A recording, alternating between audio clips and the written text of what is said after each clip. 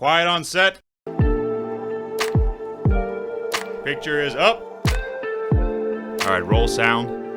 Rolling. Roll cameras. Cams rolling. And 3, 2. Hey everybody, what's going on? And welcome back to Hank's Think Tank. We're in it again for you today.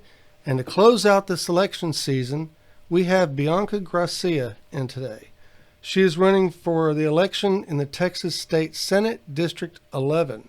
She's also the co-founder of Latinos for Trump and the founder of Latinos for America First, and that's a political action committee. She's heavily involved in the community, and she's running against Robin Armstrong, Mays Middleton, and Bob Mitchell. And there is no incumbent in this particular race. Welcome aboard. How you doing? Good to have you in this afternoon. Well, thank you so much. Thanks for inviting me and having me on today. Fantastic. I also wanted to mention that I've got Chevy Sevier on my left, and he's going to help me out in asking some of these questions and getting through this conversation. Welcome, Chevy. What's going on, bro? The cold. The Yeah, cold.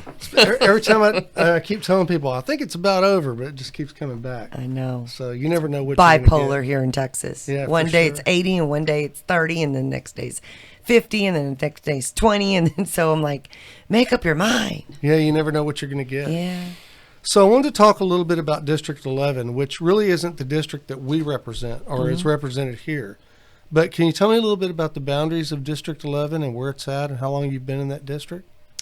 So District 11 consists of Pasadena, LaPorte, Deer Park, a little bit of Baytown, goes all the way down to Galveston, so League City, Webster, Kemah, all the way down to Galveston. It comes right back up and it touches into Angleton and Alvin, Pearland, Friendswood.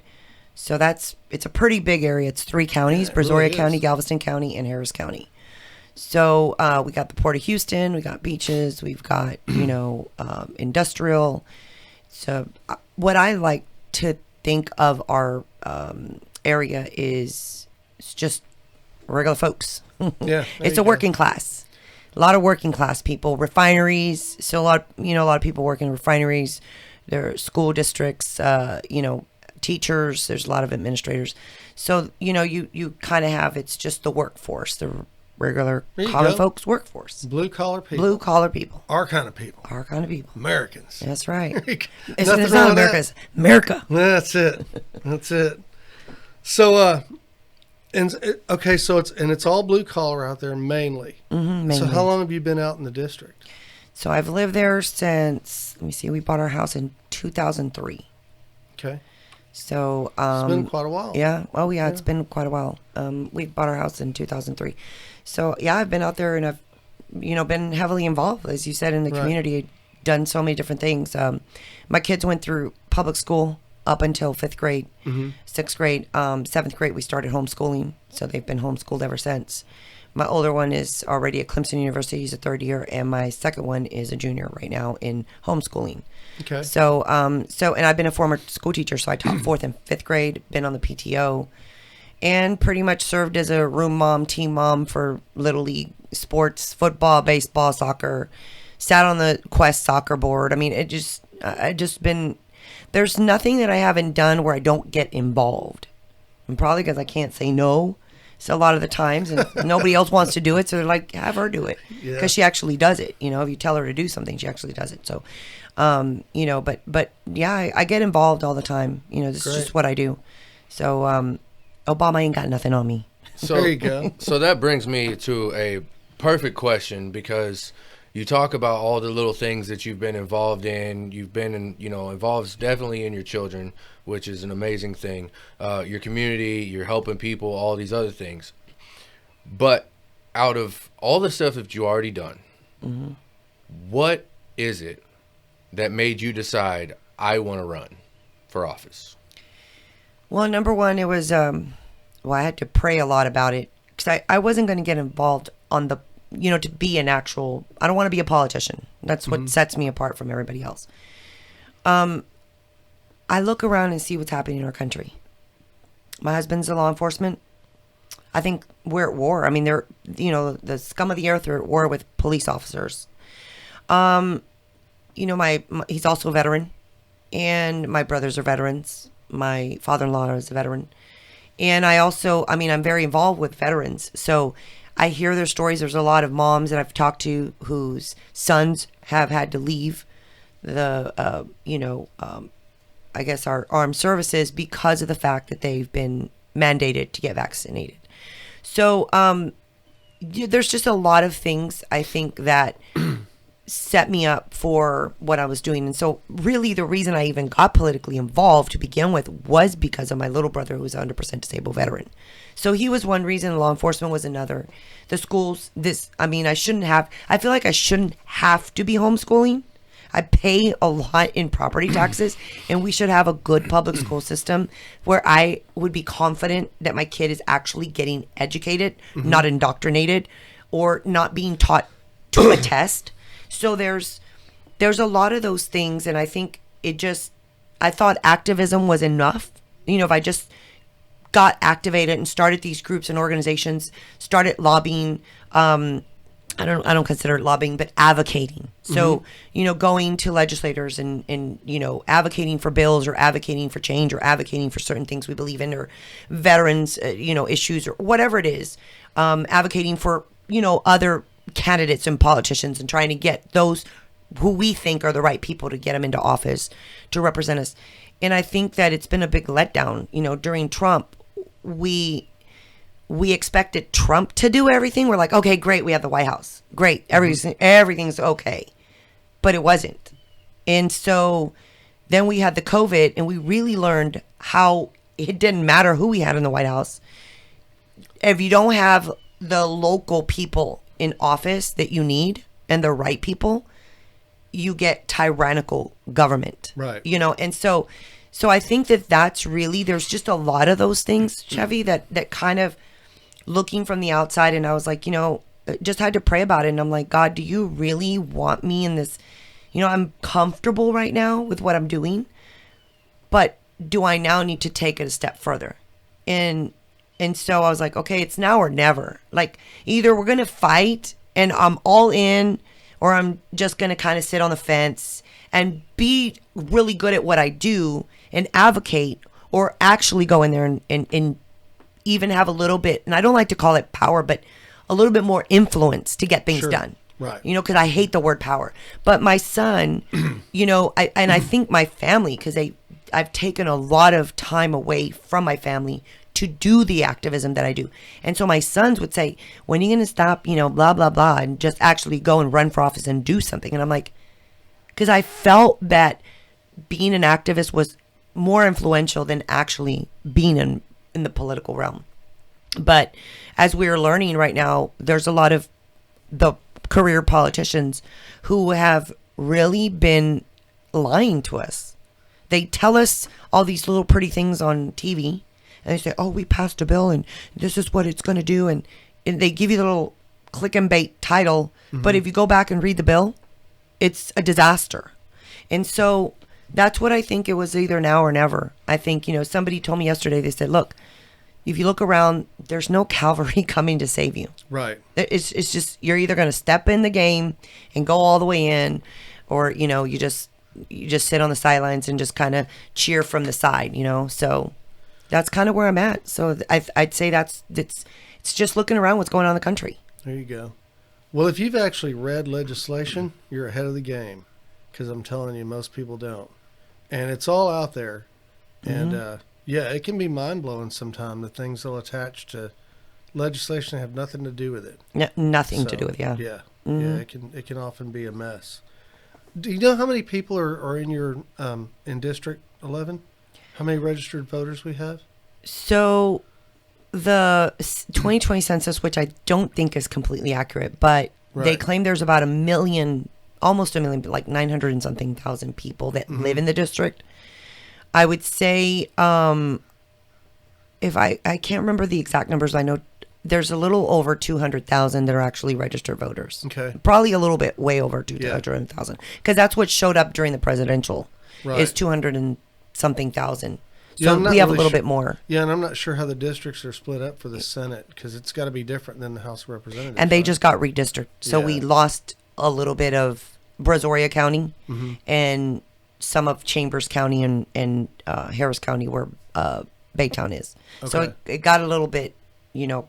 Cattywampus? Yeah. Mm-hmm. Okay. Like they all do. Yeah. At least it wasn't drawn like a little snake like all over the place. Like they just kind of cut it and it like looks, I don't know, it's kind of like a little puzzle. Like, you know, you're fixing little puzzles. Yeah, I was looking at the map and I said, well, that's not so bad because I've seen some that are like crazy. Yeah. What the hell? Who did that? Yeah. Somebody got a crayon and just exactly. was like, we're just, you know, I don't know, just kind of color outside the corners here. Yeah, and I think if a lot of the viewers are curious as to why those maps look the way they do is because it's based on population according to the last census. And I don't know if it's the 2020, I think it's the 2010 census because I don't think the 2020 is, the figures are out, have been out long enough for them to use that for redistricting. You're right. Yeah. Well, you brought up a good point. What I've read is they've made it seem that it was according to the 2020. Yeah. Unless that's what they told us, because that's what I've read. The 10, yeah. That's what in the headlines, you know. Again, like I said, these headlines are like according to the 2020 census, and this is the new redistricting map. Yeah. So, you know, but if they were using the other census, then we're way behind because it's, you know, population is growing. Oh yeah. So after you get elected, what's going to be your first order of business after the party and all that? Forget it. I want to go straight to work. One of my first things on my platform is border security. Okay. So that's really at the forefront for me. Is I helped, or my group, I should say, not me, but my group collectively, we're always working with Border Patrol agents. We started with community service for them, and then it led into we're going to advocate for them, and then it led to even now with. When Biden took over, who's not a legitimate president, sorry, but I'm going to say it, and I have a backbone to say it. But when he took, you know, the White House, I knew what was coming because I was down with the Border Patrol agents. I knew that the flood was going to come in. And so we did, and people were like, there's a crisis. I was like, it's not a crisis, it's an invasion. And everybody's like, you can't call it that. And I'm like, I'm calling it an invasion. It's an invasion. And sure enough, months later, they were like, oh, yeah, they're being invaded. But working with the sheriff's departments who are overwhelmed and have no resources. There's some sheriff departments that it's like the sheriff and six staff and one secretary and like one dispatcher. And they are inundated. They don't have enough room to even lock up people, or they don't have the capacity or the resources to deal with what they're dealing with. And so working with those sheriffs and really listening to what they're going through, that's my first priority, is that helping that law enforcement and putting pressure on all of the legislators to say there is a Texas Constitution, and Article 1 says that when you're being invaded, you can declare to shut the border down and to, send resources, and not, I'm going to send the Texas National Guard and, we're securing the border and we've passed a $2 trillion, a budget to go and secure the border. But yet you have way over 3 million illegals. And that's maybe the ones that have been counted. You don't even know the ones that have not been counted or caught. We have the cartel. Last August, the Border Patrol's message to me was, we have lost all control of the border. Cartel, all control of the border. So that's going to be my first priority. Yes, my first priority is addressing the border invasion and applying pressure on, hopefully we'll get a new governor, but applying pressure and saying, do what you got to do. And if we got to go get our veterans, get them, go call them up, because they're just waiting to get the call, to go down there, be deputized, and stand guard so that people can stop flooding in. Because, we know now that this is all orchestrated. They send this caravan in to distract the border agents so that the cartels can run all their drugs, another route. And here they are. Border Patrol has told us it takes them 3 to 4 hours to process paperwork, one person. And if a family comes over and there's 6 of them, how long have you kept that Border Patrol agent off his guard? What he's signed up to do is protect and take what is it? Not control, but for national sovereignty. Mm-hmm. They're the first line of defense. They said, we just want to do our job. We just signed up to do our job, but instead we're babysitters. And then on top of that, come to find out, there's one AR-15 per 10 Border Patrol agents. But the cartel all have AR-15s, bazookas, and everything else, armored cars, and our Border Patrol agents don't even have the resources to defend themselves. So we've got to address those. And I understand that some people go, well, that's kind of a federal thing. Well, you know what? I really don't care, because if we have to get to the point in Texas to say, we don't need your federal help, I'm all for it. Like, game on. Because I think that, there's going to be, that we are getting to that point where we have to take a stand and draw the line and say, no more, this is Texas, and you don't mess with Texas. Like, period. Like, we don't mess with Texas is not just a phrase. It's not like, oh, hey, just don't mess with Texas. Right. Hi, don't mess with Texas. Do not mess with Texas. So you mentioned one of the questions I was going to ask you later was what one of the biggest problems in Texas is, and it seems that this is a topic that affects you personally, and it's something that you feel is like one of our largest problems. Would you say that's the case? With border security? What one of the largest problems with Texas is, like the biggest problem we face as Texans? Do you think it's the border patrol, border security, or there? For right now, yes. The border invasion is a huge problem right now, because it's not just the crossing of illegals. You have to understand that now there is a historical amount of methamphetamines. Fentanyl? Fentanyl, sorry. Methamphetamines, fentanyl. There is a huge amount of drugs coming over. Okay? The human trafficking, which is now basically equals human, slavery, to be honest. So, the brothels, the human trafficking, the child trafficking. I mean, it goes on and on and on. So these issues that are coming across the border is not just, okay, well, it's just a couple of illegals coming over because they want to look for work. There's problems coming over. The unaccompanied minors that they're seeing down there come over are between the age and and they're all males. So it's like 12 to like 17, because they know that they have to be under 18. So the Mara Salvatrucha MS-13 has trained these individuals to come over. Say that again. Mara Salvatrucha. Oh, you got to say it one more time. That's too cool. Mara Salvatrucha. What is that? The MS-13. Really? That's what they're called, but And you all call I've them ever heard was MS-13. Yeah, so they're called. Their real cool. name is Mara Salvatrucha. I like it. So thanks. all right. So they are training these young kids. So what they're doing is they're basically, the cartel's building an army, sending them and shipping them all over the country. These are going to be their drug pushers on the streets. And they're getting the drugs in. These little kids they're trained to kill. They're when I tell you they're trained to kill, they don't blink an eye. They will pick up a weapon and shoot you and not feel any remorse. That is what they're trained to do. So we have some serious issues. That's why border security is super important to me. Now, is it the only thing that's super important, or that everybody's problems are in Texas? Absolutely not. Obviously, we have our own domestic problems here in Texas, and the list can go on. I mean, we're dealing with inflation. We're dealing with the loss of jobs right now because of the mandates. And, we have a governor who signed over executive orders, but yet you have all these companies that are still letting people go.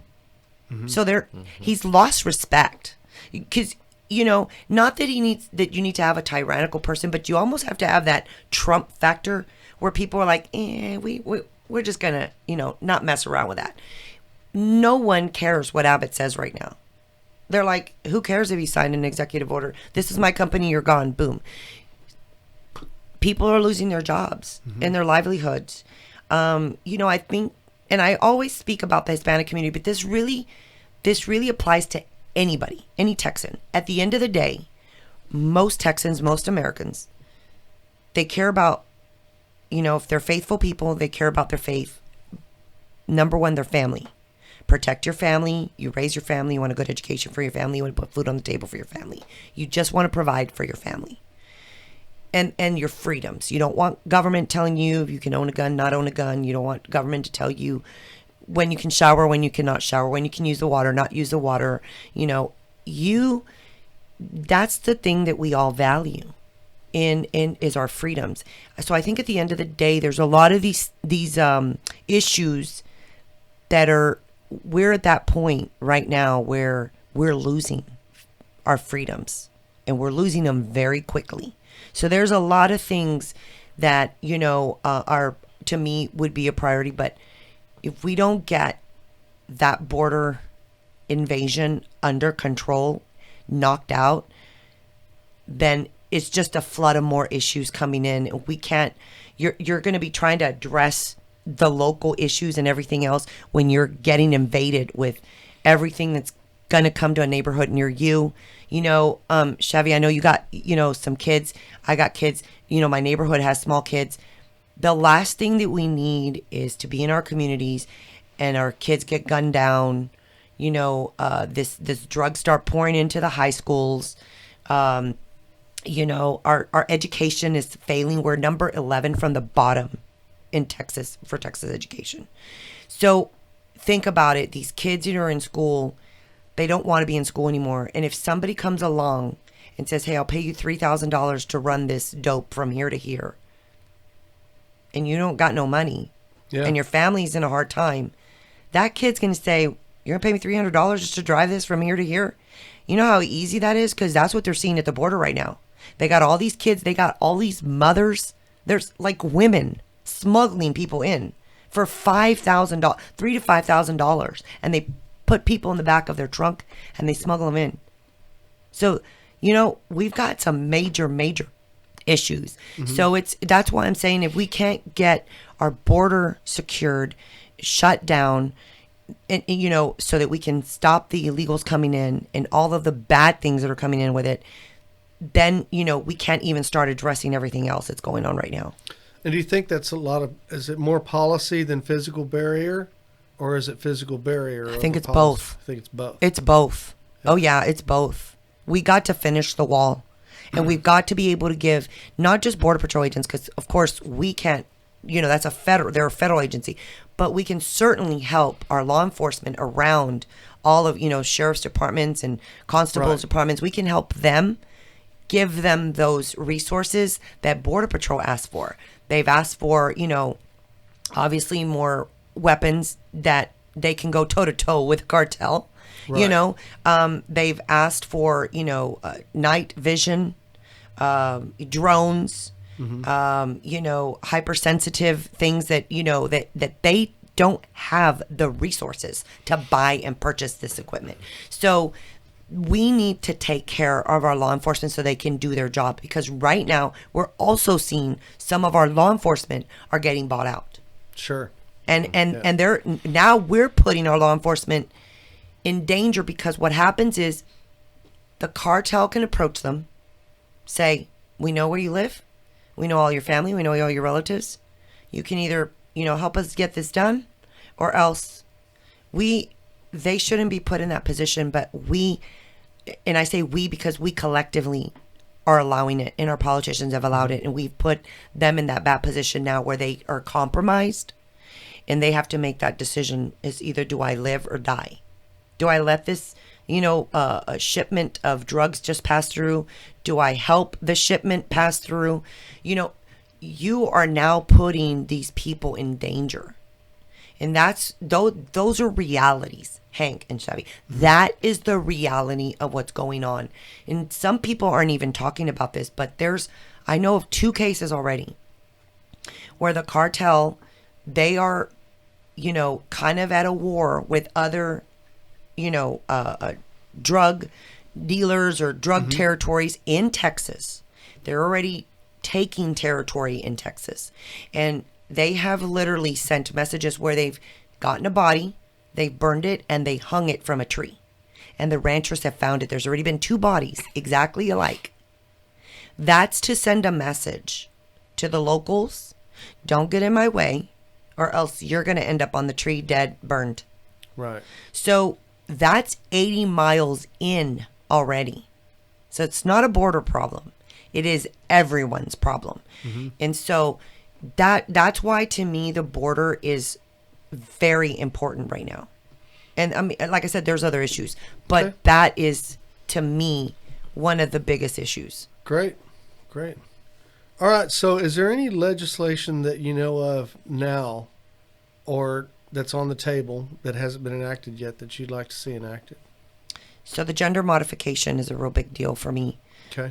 Because they wouldn't even, they played footsie with it and kept tossing it out. And so that's one. The election integrity, I was not happy with that bill. That bill was watered down. They took it from a felony to a misdemeanor. And then we were reading up on it, and she was briefing me, my campaign manager was briefing me on the fact that they were making us, the people, believe that there was going to be a verification, right, of signatures, and there was going to be, with the ballots, mail-in ballots, there's going to be more security with the mail-in ballots. Well, see, this is what they do. They use these words. And so what they put in there that nobody reads, if you don't read the bill, it says, well, the administrator has discretion.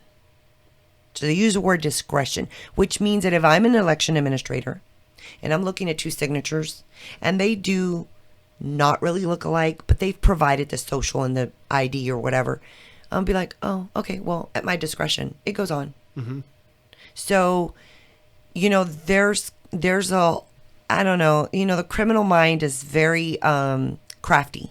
Sure. And so that's what we have to pay attention to, is when these bills are getting drafted and then you're adding things to them, taking things away, and you don't read it, you gotta pay attention to where those commas are and the buts and the, and the, this and that. You gotta pay attention to those things, because those are the catchphrases that they use to get out of the real issue. Yeah, and there's always a certain amount of maneuvering because you have so many representatives that want to get their little piece in. Maybe that piece didn't pass at another one, so they're going to try to stick it in this one. And they do that all the time. Gotcha. And one of the things that I hear a lot when it comes to laws and, all these different things is you constantly hear the same phrase. It's up to interpretation. It's how they interpret it. Well, like you said, words get switched around, phrases get put in, it really, I'm a black and white person. Okay. You either tell me how it is or not at all. And some of these, it's like, well, it's like our Constitution. Sometimes they'll say, well, this is what the Constitution says. But then you have these people over here that say, but I interpret it this way. So who's right and who's wrong? So I see where you're coming from. And I completely agree with you on some of these aspects. Now, when it comes to you running, right? So most people want to fight for their spot in politics as politicians.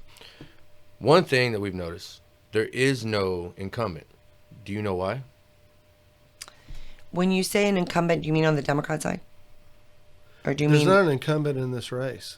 Oh, okay. Yeah. Our previous senator. Right. You're talking about Yes. a previous senator. Right. Okay. So you want the truth? Because I can tell you the truth. So I'm all about transparency, guys. Okay. I ain't going to hold anything back, and I won't. Sure. This is why they don't want me in office. I'll be calling everybody out.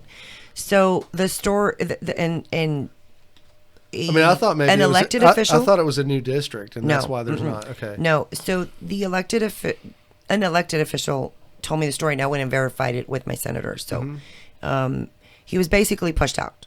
Okay. He was going to seek re-election, which is Larry Taylor. He was going to seek re-election. Dan Patrick was mad at him. Abbott was mad at him because he bucked the system or didn't do something they wanted him to do, or he said something that they didn't like. So they said, we're going to challenge you. So there was an incumbent. He just decided not to run. Well, he raised his hands when they said, we're going to get, which is one of the opponents right now, we're going to get someone to challenge you that's going to put in $2 million.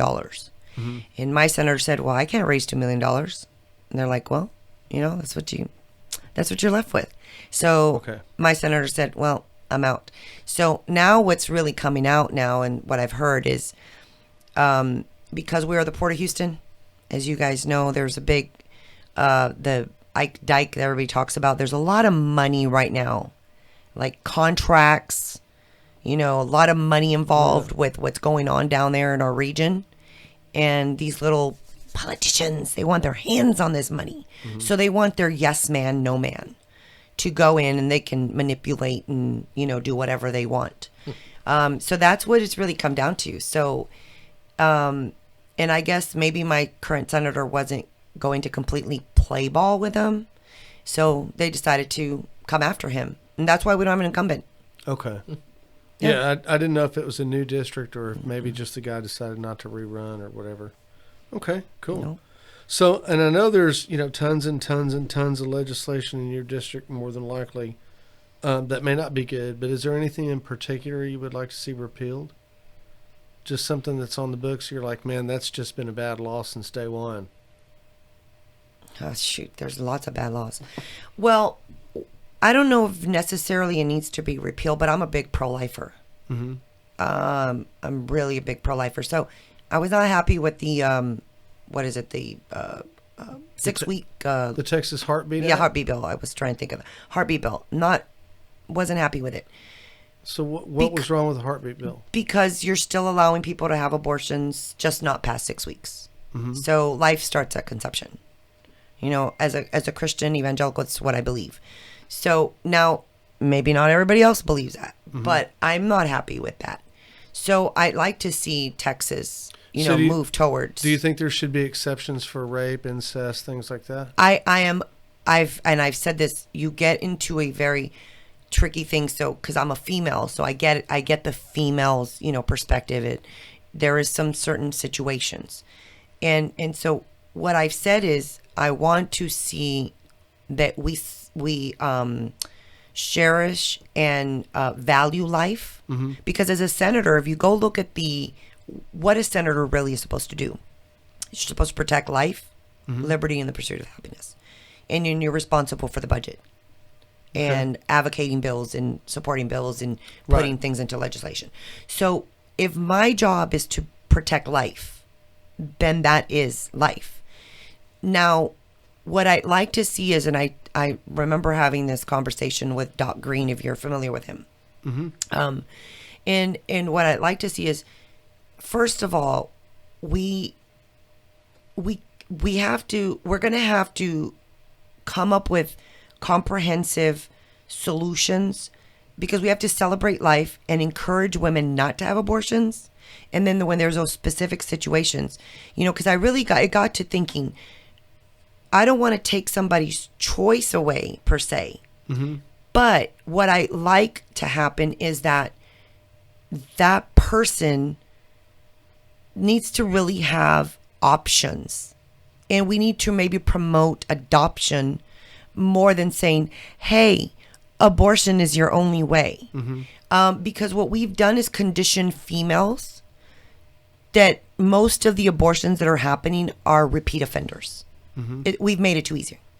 Seriously. Right. They're the same. They're women that go in and out. So the percentage of the incest and rape is so like 0.001 or something. But it does exist. It does exist, but it's so minute that needs to be like a specific thing where, this is where I challenge churches and pastors to say, you need to be more involved. Mm-hmm. Because at the end of the day, what we have is an issue of morality. Right. First of all, rape and incest, you ain't got God, because that's immoral. It's a morality issue. So we have to do better as a society. And so one of the things that I said is, look, there was a female that championed taking Bibles out of schools. Well, I want to be the female that champions putting them back in schools. There's a female that championed, the abortion issue. Right. So I want to be the female that champions abolishing abortion, but also coming up with sensible avenues and retraining women to now value their life and value and make good decisions.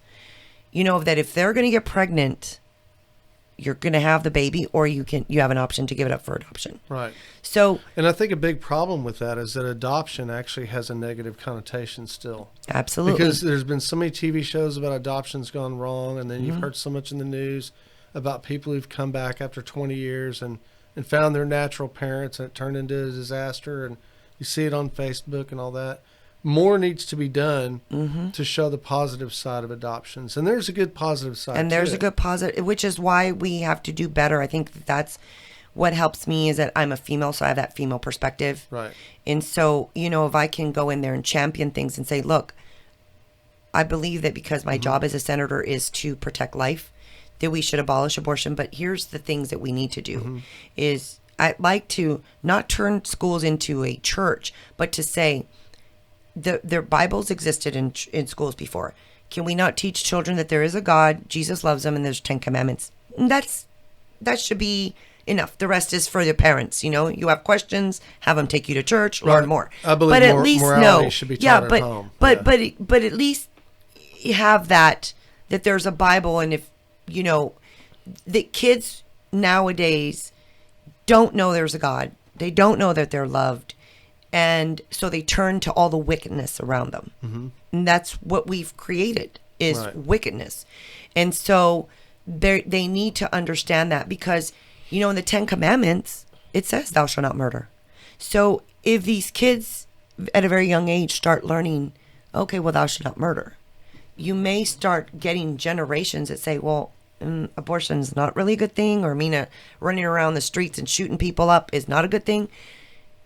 But again, it's a society thing, and we have to start doing things that are sensible and create avenues for women instead of making it easy, because we condition these women to make it easy to go have abortions. Right. And I would have liked to have seen in the Texas Heartbeat Act some form of an allowance for, education of women so that they could be taught to and said, hey, adoption is a good alternative, and here's the reasons why and things like that. But there was nothing in there that I know of for that. I don't think so. That's why it's going to be one that I want to tackle, Yeah. but I don't want to. I don't want it to be where I'm going to say, well, I'm the only woman and hear me roar, and all the other women, I don't care what you have to say. Right. I want to come up with solutions. That's the problem, is that these politicians, they like to create the problem and keep the problem there, because there is solutions for a lot of the issues we have, but they like to keep those problems there because it keeps them getting reelected. Right. They keep coming to us and saying, oh, we couldn't pass this bill because, Democrats, or they don't want to help us. But then, they could have passed the bill. Right. They're playing politics with us. Yeah, my biggest problem with the Heartbeat Act is civil enforcement. I think civil enforcement's the worst thing they could have ever brought into that. And now it's being used in other legislation, and man, I'm telling you, it's just going to turn It's a disaster. It's going to turn us into a nation of rats, and I don't agree with it at all. Yeah, that's what I'm So- saying. There's just so much that there's a lot of other things I think that we have to go back and look at, but also just not put down the gavel and then just say, oh well, we make laws and everybody else whatever. We Right. still need to come up with solutions. And what I'd like to do is, because one of the things as a senator, like I said, your job is to look over the budget. Where are we really spending our money, and where's it going? Because remember, they sold us on the lottery thing, and it was supposed to go towards education, and only a very small percentage is going to education. So I'm sure that's why they don't want a person like me, because I'd be calling it a press conference today. I'd be like little Marjorie Taylor Greene. Oh, the left's gone nuts with that one too. Oh, the Yahoo News wrote an article about me.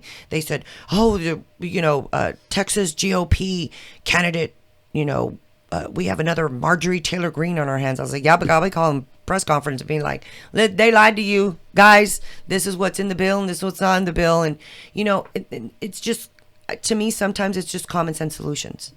So you talk about the job of a senator, and I know a lot of our voters, especially those that are coming up younger, that they're not really instructed in school and educated on what the difference of the jobs are, the different parts of the government. They're like, wait a minute, there's more than one part.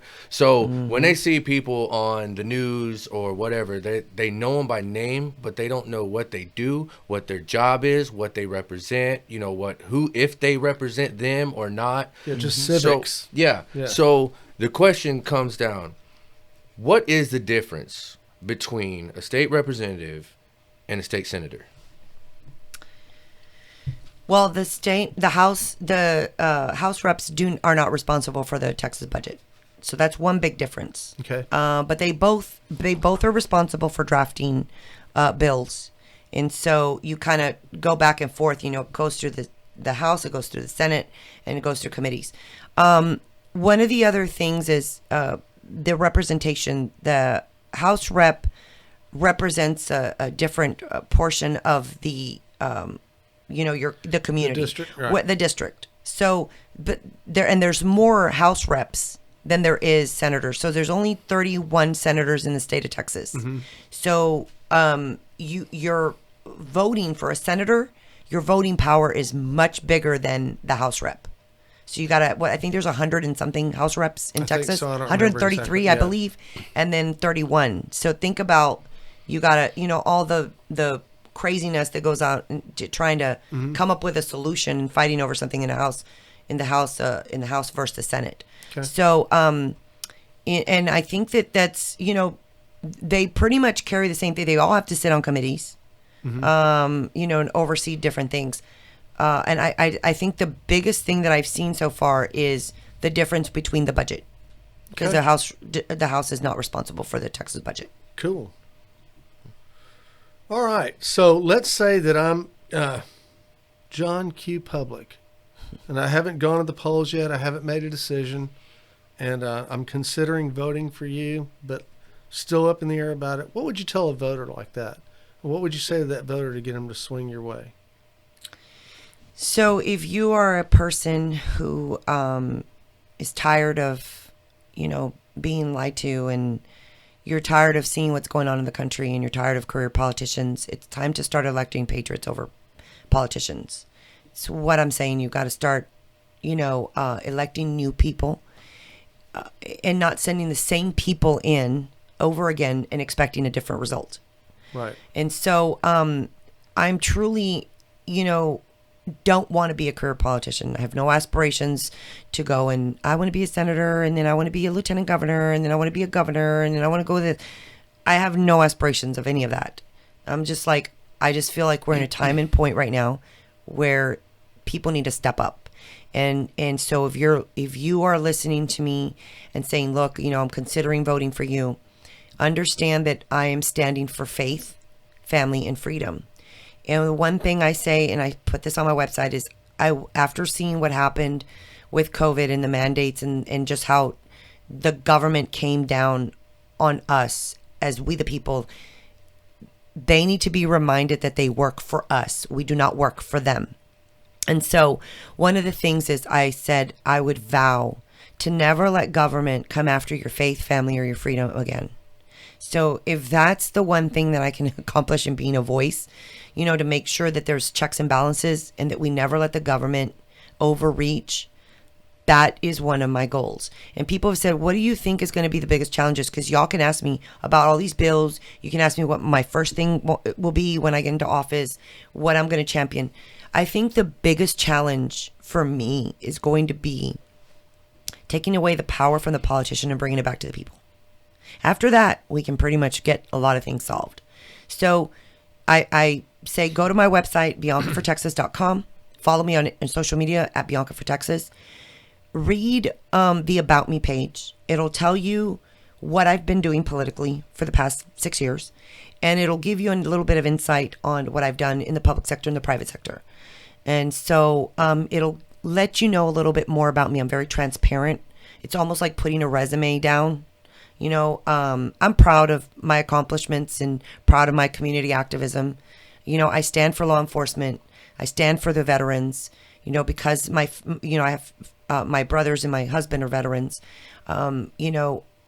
There's a call for patriotism right now, defending our flag, not burning our flag.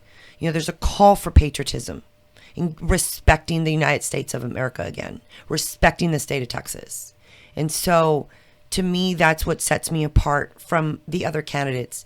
The other candidates, they're great people. They're conservative, but they're yes man, yes man is what they are. And I'm not a yes man, no man. I cannot be bought. I cannot be compromised. I cannot be corrupted. And the system knows that. They know that. It's like they kind of keep me there because they need me, but they don't want me like in there completely because they're like, we can't handle her, and so So, if you're really looking for change and looking for people that are ready to stand up and fight for you, I'm your candidate.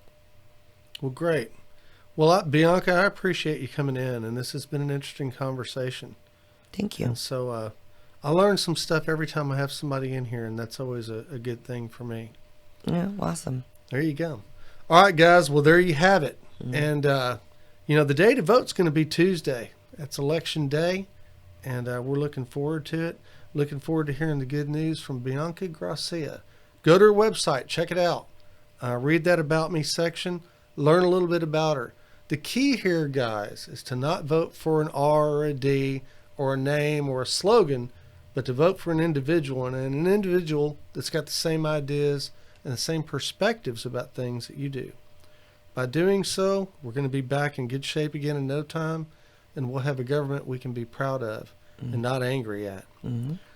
For Chevy Sevier, I'm Hank Vatt, and this is Hank's Think Tank, and we're out.